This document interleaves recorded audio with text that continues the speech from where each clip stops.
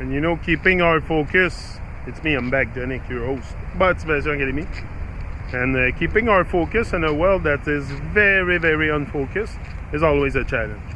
It's always a challenge. That's why it's an everyday challenge to keep your focus. You know, you don't get I get my focus with keeping a clear vision. Like I said, focus will bring you a lot of consistency.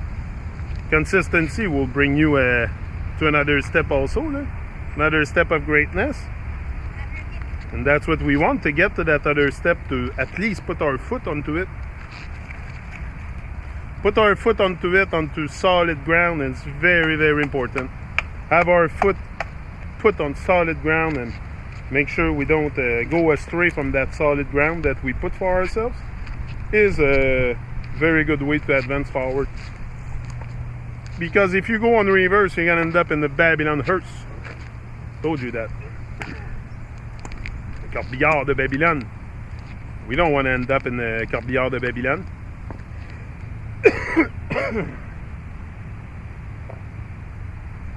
No more. No more. It's just it's one thing after the other. You clear the same. Like one day, I'm pretty sure I don't know if I'll stop smoking cannabis. But I use it for painkiller, for upliftment of the vibes. So I don't think I'll. I know it's anything that alter you from your original state of being is. Why do we use it to default to another state when my natural state is my natural state? I shouldn't need anything external to bring me to that state of mind. But for my part, I have never seen cannabis like something that I need to go do my thing. It's just something I use along the way, but it's not like I prefer. I have no attachment to it. Like I have a free mind towards it, but if it's there, for sure, like if it's available, like it's in creation, it's creation divine. So if you feel about the herb, make it positive all the time. If you don't feel about it, you don't feel. But if you feel about the herb, make it positive. It's creation divine. That's what I think. That's what I think. We should not demonize it, and everything is creation divine. It's the use we make of it. Everything in nature, like even if you take the coca plant, the coca leaves is not necessarily bad for you, but the transformation that we do with it, it's what we do, the use we make of stuff that makes it evil or not. Is the use we make of things. It's not so much the thing itself. Same like your life can be evil or it can be good. It's the use you make of it. Same thing. But now we're so addicted to our evil ways, so addicted to be distracted, to be in the fantasy and to feed the fantasy that it takes a massive effort to move out of the programming state of Babylon. Kind of required effort, but with effort you build something strong. With effort, it's quelque chose de fort. And that's what we have to build, something strong here. Strong. A strong you, a strong me, so we can face Babylon with boldness. We want to face life with boldness, and that's our place. And come on. Me, anyway, I'm done shrinking from the greatness. That's no more on my agenda. Now it's just more rising, finding more way to rise, finding a way to rise more every day, being more inspired, radiating more, like I said, kindness and serenity.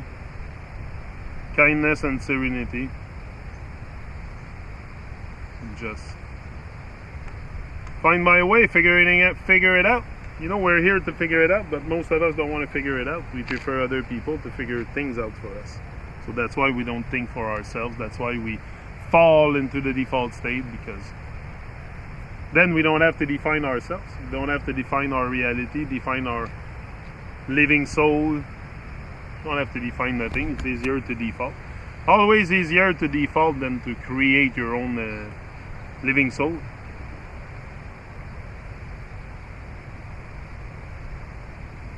But for my part, I always felt a bit different, a bit more on the side of truth than the lies. And at one point I just made the complete shift. I said enough the lies, I can't live that shit no more. I can't live that lie no more, not expressing myself, not speaking, not voicing my voice.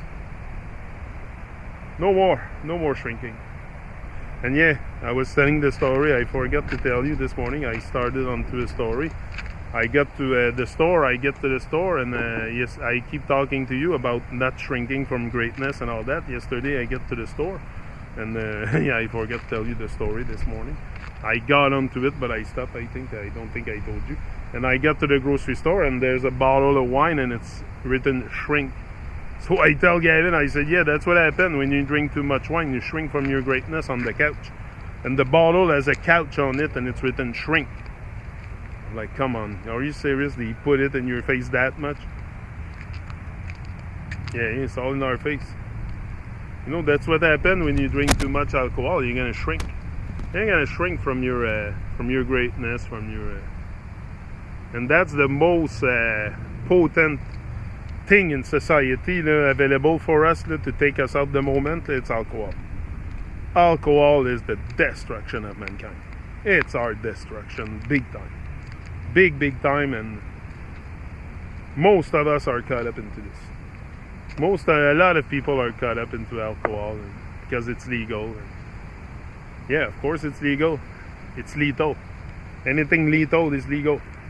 Anything lethal is legal. So, you know, it makes sense to me. Wake up. Anything lethal is legal. So it's up to us to see it, to open our eyes. Open your eyes and see it. And then don't buy into it. Don't buy into the lie. Don't buy into the deception. Create your own shift. Create your shift, at least. Create it. You know, step into it. Start creating the shift. Start somewhere. It starts from step 1. First step, the journey of 1,000 miles begins with the very first step.